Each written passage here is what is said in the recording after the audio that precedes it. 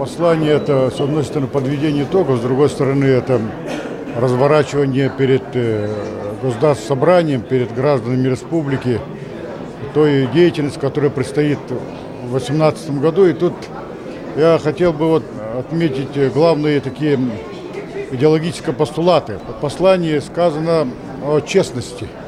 Вот этот очень важный момент, о честности перед гражданами, о эффективности производства, о том, чтобы очень внимательно был сделан структуру бюджета, поскольку вся философия, вся идеология послания, конечно же, направлена к бюджету, и в бюджете о том, что заработная плата, обязательства по майскому указу главы государства Владимира Путина будет исполняться.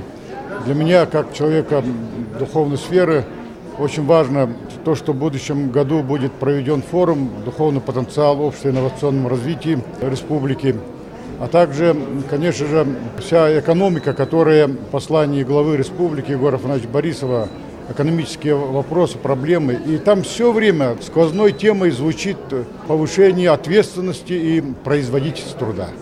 В этом смысле доклад и послание имеет, скажем так, не пафосный характер. Он очень такой деловой, очень обязывающий перед всеми, особенно руководством республики, перед депутатами, а тем более и всеми исполнителями, обязывающий ту ответственность и ту производительность труда во всех сферах. Особенно подчеркнуто переключение на новые технологические процессы. Вот это очень важно, потому что страна, как вы знаете, по ориентированию главы государства переключаемся на цифровую экономику. И в этом вопросе правильное замечание главы о том, что мы еще не до конца осознаем это, до конца мы проводим эту политику, вот этот момент. Ну и в завершение я еще раз хотел подчеркнуть, что это послание отличается от многих других предыдущих посланий своей особенной деловитостью,